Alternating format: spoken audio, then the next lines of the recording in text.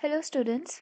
सो आज अपन animal kingdom को कंटिन्यू करेंगे एंड इस पर्टिकुलर चैप्टर में इस पर्टिकुलर वीडियो में आज अपन फाइलम पढ़ने वाले हैं। तो यहाँ पर आज हम शुरू के 3 फाइलम पढ़ेंगे that is your phylum Porifera, phylum Coelenterata, phylum Ctenophora. Okay, so let's start without delay. Okay, so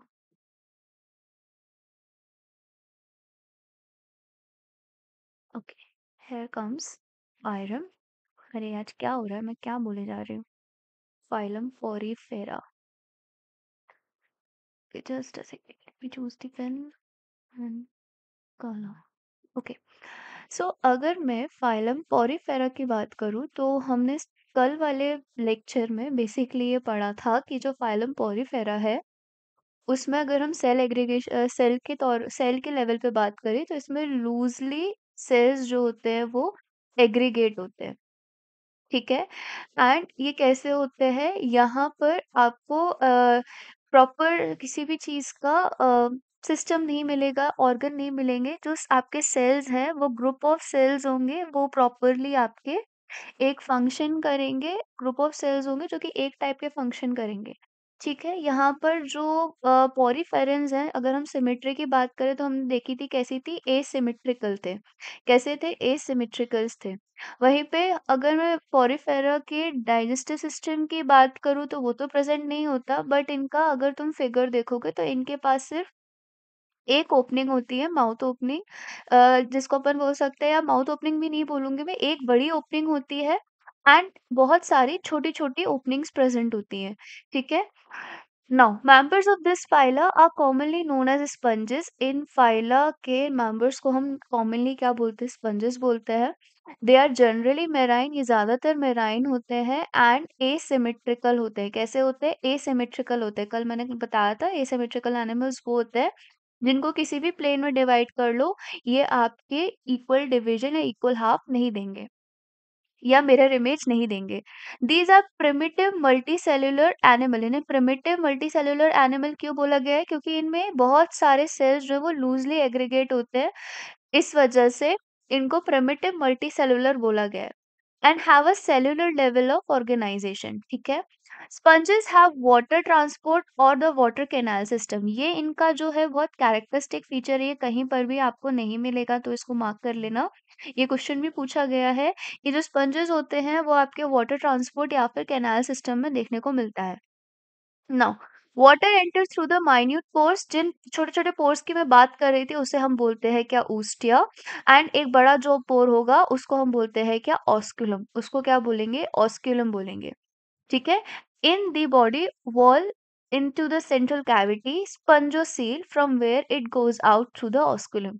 So basically ये कुछ इस तरीके का होता है। अगर मैं डायग्राम बनाऊं तो यहाँ पर ये हमारा इस तरीके से एक बॉडी स्ट्रक्चर है। ठीक है, ऐसे। अब यहाँ पर, और ये यहाँ पर सबस्ट्रेटम से अटैच्ड होता है, दिस इज योर सबस्ट्रेटम। ठीक है, ये क्या है, सबस्ट्रेटम है। ये जो एडल्ट पॉरीफेरन्स होते हैं, सबस्ट्रेटम, जो एडल्ट पॉरीफेरन्स होते हैं वो मूव नहीं करते। ठीक है, सो यहाँ पर ये जो बड़ा वाला आपको होल दिख रहा है, this is your osculum. Osculum, आपको यहाँ पर भी ये चीज देखने को मिल रही है, ये वाला जो स्ट्रक्चर है, ये बड़े बड़े जो आपको छेद दिख रहे हैं, बड़े बड़े जो होल्स दिख रहे हैं, दिस इज योर ऑस्क्यूलम। यहीं पर बहुत बहुत माइन्यूट से बहुत छोटे छोटे पोर्स प्रेजेंट होंगे, बहुत छोटे छोटे। ठीक है, पूरे वॉल पे। सो ये लेटरल व्यू दिखा रही हूँ मैं आपको, तो यहाँ पर इस तरीके से बहुत सारे छोटे छोटे लेटरल पोर्स प्रेजेंट होंगे, जिन्हें आप क्या बोलोगे, आप उन्हें बोलने वाले हो ऊस्टिया। क्या बोलोगे, ऊस्टिया। ठीक है, तो यहाँ से पानी अंदर जाता है, वाटर यहाँ से अंदर जाता है, this is your body cavity. ठीक है, यहाँ इस तरीके से हमने बना ली। ठीक है, सो this is your, this this part specially. ठीक है, ये पूरा जो पार्ट है इसको आप बोलोगे क्या, बॉडी कैविटी। बॉडी कैविटी, ठीक है, जिसको आपने बोलना है स्पंजेस में स्पंजोसील। ठीक है, पॉरीफेरस को क्या बोलते हैं? स्पंजेस। तो इनकी कैविटी को क्या बोलोगे? स्पंजोसील बोलेंगे। ठीक है। सो पानी जो है वो इन ऊस्टियास के थ्रू अंदर जाएगा बॉडी कैविटी में और ऑस्कुलम के थ्रू बाहर जाएगा। यही पानी जो अंदर आता है ये फूड लेके आता है, ये आपके ऑक्सीजन लेके आएगा।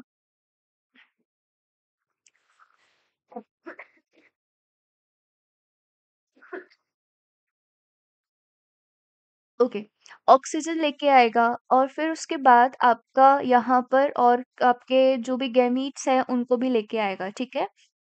फिर जैसे ही ये यहाँ से बाहर जाता है तो ये यहाँ से वेस्ट प्रोडक्ट्स लेके जाएगा, यहाँ से वेस्ट प्रोडक्ट्स लेके जाएगा, जैसे आपके CO2 हो गया या फिर जो भी एक्सक्रीटरी आइटम है, जो भी एक्सक्रीटरी मॉलिक्यूल्स है वो बाहर जाते हैं इसी ऑस्कुलम के थ्रू वाटर की हेल्प से। ठीक है। सो वाटर कैनाल जो है इसका बहुत इंपॉर्टेंट कैरेक्टरिस्टिक फीचर है।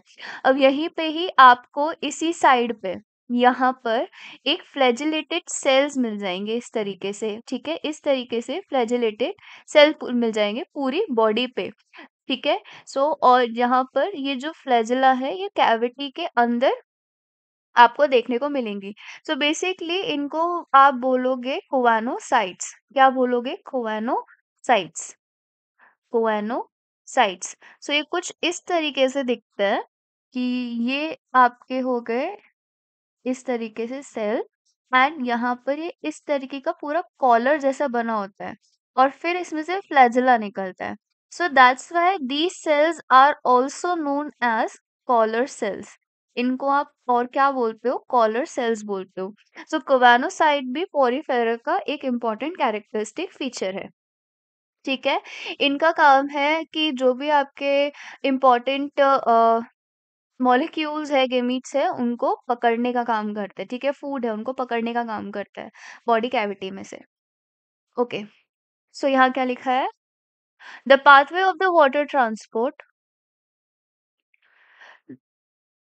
अरे आई डोंट नो मेरे साथ आज ये क्या हो रहा है। Okay, the pathway of the water transport is helpful in food gathering. ठीक है, जैसे मैंने बताया फूड गैदरिंग के लिए, रेस्पिरेटरी एक्सचेंज के लिए, O2 CO2 and removal of the waste के लिए ये वाटर ट्रांसपोर्ट जो है इंपॉर्टेंट है। तो ये भी पूछा जा चुका है। Now, choanocytes or the collar cells in line the spongocoel and the canal। जो आपके कोवानोसाइट्स हैं या फिर जो आपके कॉलर सेल्स कह लो वो स्पंजोसील को लाइन करते हैं, जैसे कि मैंने आपको बताया। नाउ डाइजेशन, ये देखो यहाँ पर डाइजेशन कैसा है? इंट्रासेल्यूलर है, मतलब सेल के अंदर होगा डाइजेशन। कहाँ होगा? सेल के अंदर होगा, क्योंकि ये सेल कैसा है? सेल लूजली सेल एग्रीगेशन है, ऐसे ध्यान रखो, याद करने के लिए बता रही हूँ सिर्फ कि जो आपके जो पॉरीफेरस होते हैं वो सेल्स कैसे होते हैं? इसमें लूजली एग्रीगेटेड रहते हैं।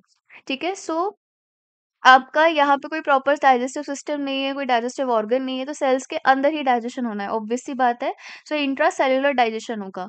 द बॉडी इज सपोर्टेड, ये इंपॉर्टेंट लाइन है कि जो आपका बॉडी है पॉरीफेरा का, उसका जो स्केलेटन है वो किससे बना है? स्पिक्यूल्स और द स्पंजन फाइबर्स। ये इंपॉर्टेंट है। ठीक है, स्पिक्यूल्स या फिर स्पंजन फाइबर से आपके जो स्केलेटन है पॉरीफेरा का वो बना है। Now, sexes are not separate. That means they are hermaphrodite. मतलब मेल और फीमेल एक में ही दिखेंगे। Egg and sperms are produced by the same individual. ठीक है। Now, sponges reproduce asexually by fragmentation। अब ये asexually भी reproduce कर सकते हैं, sexually भी reproduce कर सकते हैं। So अगर asexually बात करें तो fragmentation की help से करेंगे and sexually by the formation of gametes। Fertilization is internal। यहाँ पे fertilization कैसा है? Internal ही है। और डेवलपमेंट कैसा है? इनडायरेक्ट है। ठीक है, इनके पास एक लार्वल स्टेज होती है जो कि मॉर्फोलॉजिकली काफी डिस्टिंक्ट होती है एडल्ट से, क्योंकि इनका जो लार्वा होता है ना बच्चों, वो मोटाइल होता है। कैसा होता है? मोटाइल होता है। वहीं पे जो एडल्ट होता है वो सिसाइल होता है। कैसा होता है? सिसाइल होता है। सिसाइल का मतलब होता है कि जो एक जगह बैठ जाता है, हिलता नहीं है अपनी जगह से, सबस्ट्रेट हमसे अटैच्ड हो जाता है। ठीक है। सो इस वजह से काफी अलग होता है, मॉर्फोलॉजिकली काफी डिस्टिंक्ट होता है एडल्ट से। सो आई होप ये सारी चीज समझ में आ गई होगी। बस इतना सही है हमारा पॉरीफेरा।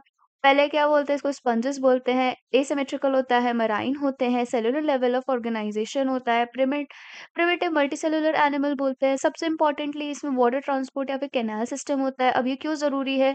ताकि हम खाना गैदर करवा सके, रेस्पिरेटरी एक्सचेंज हो सके गैसेस की, जो वेस्ट है उसका रिमूवल हो सके, ठीक है? अब इसमें एक इम्पोर्टेंटली एक कैरेक्टरिस्टिक सेल्स प्रेज़ेंट होते हैं जिसे हम कोवेनोसाइट्स या फिर कॉलर सेल्स कहते हैं, जो कि पूरे क स्पॉन्जोसेल को लाइन करता है, ठीक है? फिर आपका डाइजेशन कैसा है? इंट्रासेल्युलर है, ठीक है? अब इसमें एक इम्पोर्टेंट पार्ट ये है कि बॉडी जो होती है वो जो स्केलेटन की बनी होती है, वो होता है स्पिक्यूल्स या फिर स्पंजन फाइबर्स।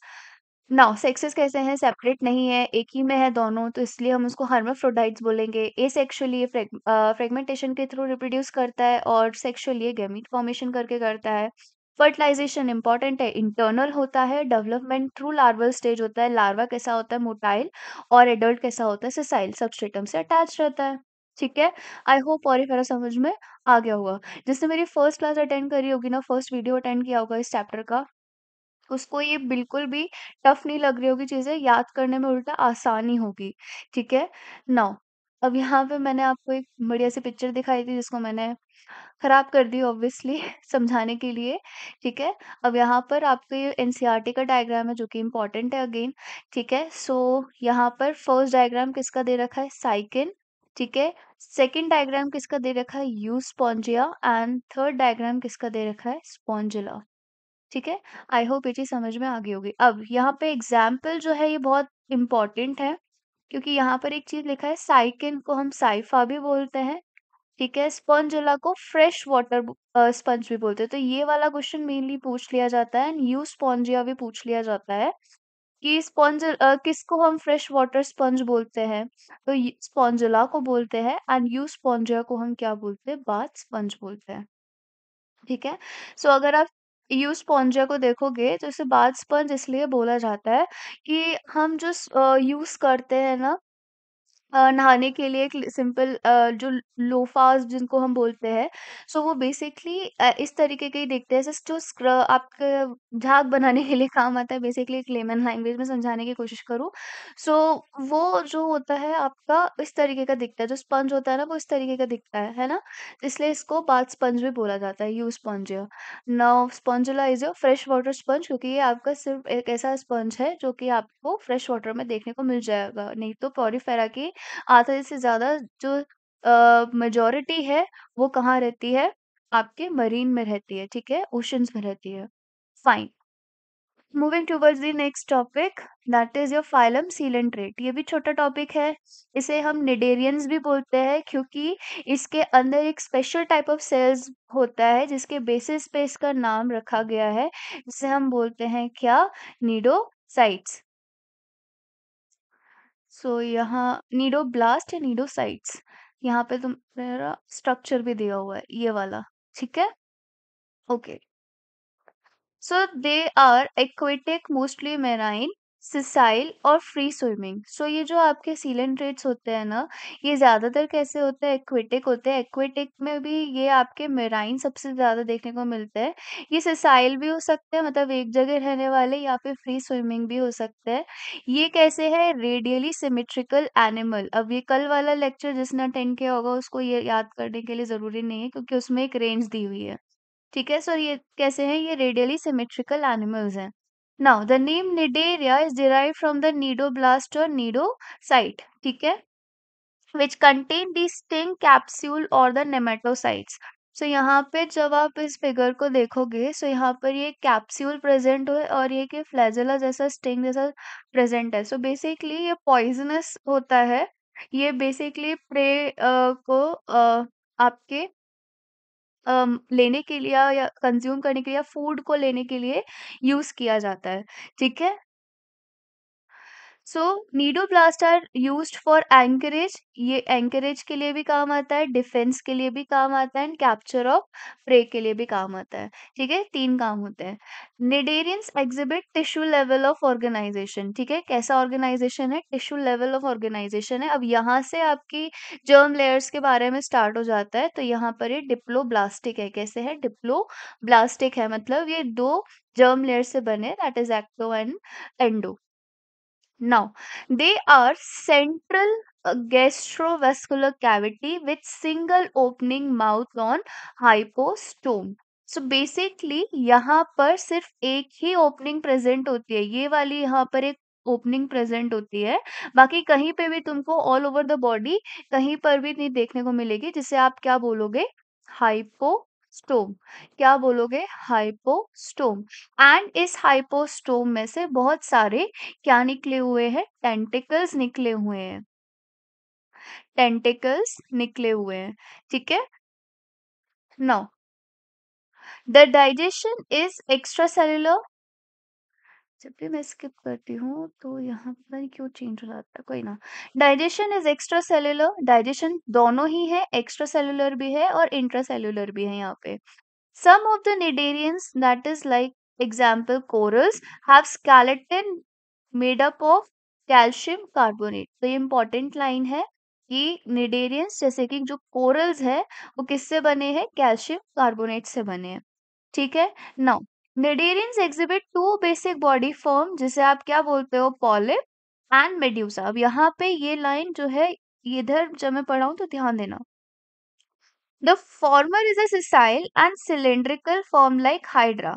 जो पॉलिप है वो कैसा है? सिसाइल है। यहाँ पर जो आप देख रहे हो ये क्या है? ये बेसिकली पॉलिप है। क्या है ये? पॉलिप है। This is your polyp.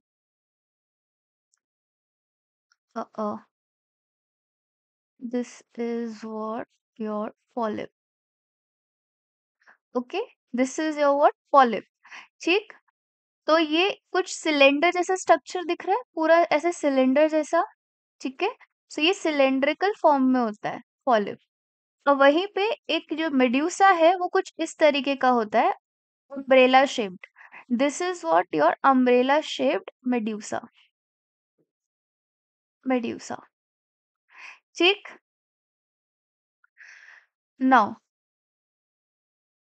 अब अगर अपन आगे चले, umbrella shaped and free swimming like Aurelia और जेलीफिश। तो यहाँ पे आपके इसकी बात करें पॉलिप की, तो ये हो गया आपका क्या? हाइड्रा, एडेम्शिया।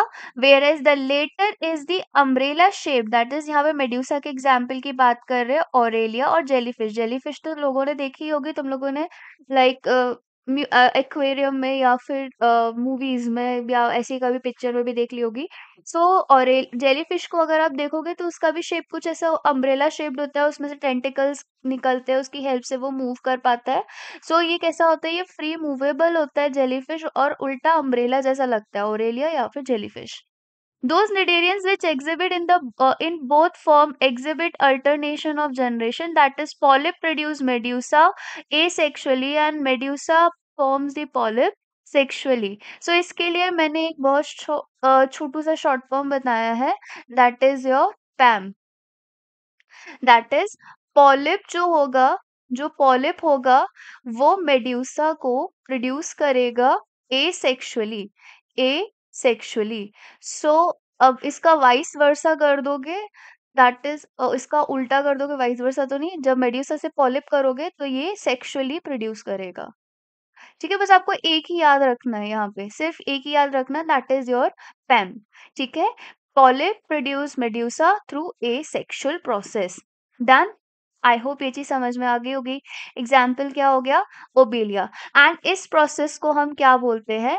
इस प्रोसेस को हम बोलते हैं मेटाजेनेसिस। इसको क्या बोलते हैं? मेटाजेनेसिस। ठीक है, क्या बोलेंगे? मेटाजेनेसिस। सो आई होप ये चीज समझ में आ गई होगी कि अगर अपन यहाँ पे एग्जाम्पल्स की बात करें, सो यहाँ पर है फाइसेलिया, जैसे आप क्या बोलोगे? Portuguese man of war, Adamsia sea anemone, Pennatula sea pen, Gorgonia sea fan, and Meandrina brain coral. So इनको याद करने का एक मतलब मेरा अपना तरीका था जब मैं तैयारी कर रही थी। सो मैंने इमेजिन किया था कि नाम है लोगों के। सो फाइसेलिया नाम से ऐसा नहीं लगा कि किसी पोर्टुगीज का नाम है ये। So man Portuguese man of war. So P for Physalia, P for Portuguese man of war. अब ऐसे ही अडैम्शिया का देखोगे तो सिमिलर लग रहा है। A for Adamsia, A for anemone. ठीक है। पेनिनसुला, इसका तो नाम में ही है सी पेन। ठीक है। गोर्गोनिया, अब तुम गोर्गोनिया देखोगे तो ऐसा लग रहा है कि मतलब कहीं का, मतलब इंग्लैंड की कोई क्वीन वगैरह का नाम है या प्रिंसेस का नाम है। सो उसके फैन की जरूरत है, तो सी फैन। मेनेंड्रिया, जो मेनेंजेस होती हैं हमारे ब्रेन में, ठीक है? तो उससे याद रखना, मेनेंड्रिया, ब्रेन कोरल। ठीक? सो आई होप ये वाला पार्ट भी समझ में आ गया होगा। That is your sealant trait. Okay, आगे चलते हैं। यहाँ पर इम्पोर्टेंट ये है कि आपको मेटाजेनेसिस वर्ड याद रखना है कि मेटाजेनेसिस क्या होता है। मेटाजेनेसिस बेसिकली और अल्टरनेशन ऑफ जनरेशन, मतलब पॉलिप से मेड्यूसा, मेड्यूसा से पॉलिप। ठीक है। अब पैम याद रख लोगे सिंपल, तो आपको और इजी हो जाएगा। पॉलिप को मेड्यूसा बनाना है with the help of asexual process, और जब मेड्यूसा से पॉलिप बनेगा तो वो सेक्सुअली बनेगा। ठीक है। नौ, बस इतना याद रखो, बाकी तो इसमें इतना कुछ ज्यादा इंपॉर्टेंट नहीं है। और एक ये स्केलेटन वाला part, that is calcium carbonate वाला। Okay, moving towards the next topic. Okay, ये रह गया हमारा। सो दिस इज आपका, ये क्या है, ये वाला पार्ट जो ये ऑरेलिया है, दैट इज आपका जो मेड्यूसा वाला पार्ट था वो ये है। एंड आपका जो पॉलिप वाला है वो इस तरीके का दिखता है। ठीक है। आपका सिलेंड्रिकल शेप, एंड ये आपका कैसा दिख रहा है, ये umbrella shaped. This is a cnidoblast, मैंने स्टार्टिंग में बता दिया। ये फ्लैजेला होता है, स्टिंग होता है बेसिकली, इसमें पॉइजन भरा हुआ होता है जो कि प्रे को पकड़ने में काम आता है, प्लस एंकरेज के लिए काम आएगा, एंड ऑल्सो डिफेंस मैकेनिज्म की तरह भी काम करता है। आई होप ये चीज समझ में आ गई होगी। Okay, so this is our last topic, that is the phylum Ctenophora.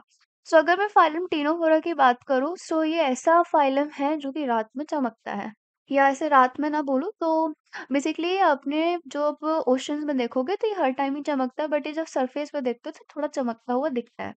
Okay, सो इसको बेसिकली हम कॉमनली सी वॉलनट भी बोल देते हैं या फिर कॉम जेलीज भी बोल देते हैं। ये एक्सक्लूसिवली और मेराइन ही होते हैं, सिर्फ और सिर्फ समुद्र में ही पाए जाते हैं। ये कैसे होते हैं, रेडियली सिमेट्रिकल होता है, तो मैंने फुटबॉल की तरह इमेजिन कर सकते हो।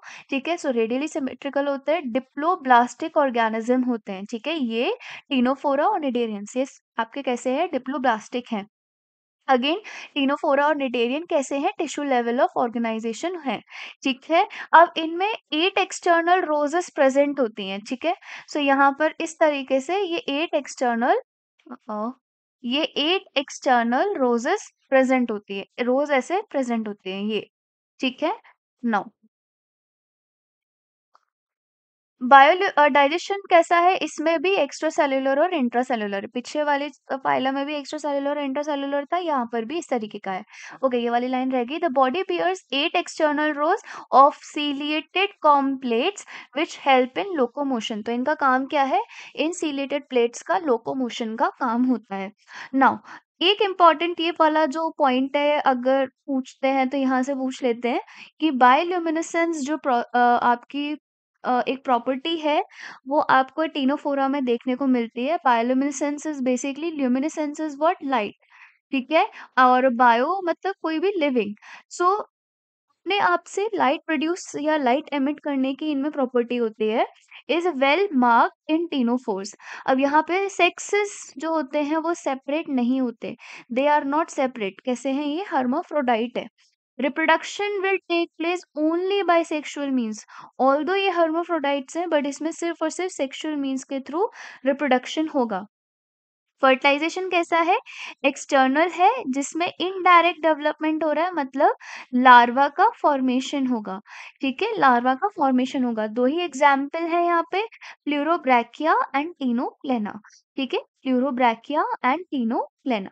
सो ये कुछ इस तरीके का दिखता है आपका, ये इस तरीके का बायोलुमिनेसेंस प्रॉपर्टी शो करती है।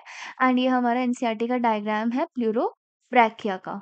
सो आई होप ये पूरा लेक्चर जो है तुम लोगों को समझ में आया होगा। इतना कुछ ज़्यादा ख़ास था नहीं, जो भी था हमारे फर्स्ट लेक्चर में था। अब जो हम आगे पढ़ेंगे वो बस उन सारे पॉइंट्स जो हमने डिस्कस करे थे फर्स्ट लेक्चर में, बस उन्हीं को ही हमें सही तरीके से और सही जगह अप्लाई करना है। प्लस एनसीईआरटी की लाइन रिवाइज़ करनी है। सेकेंडली सारे एग्ज़ाम्पल्स लर्न करने हैं। सो अगर ये वीडियो अच्छा लगा हो तो लाइक कीजिएगा एंड सब्सक्राइब कीजिएगा चैनल को। Thank you so much.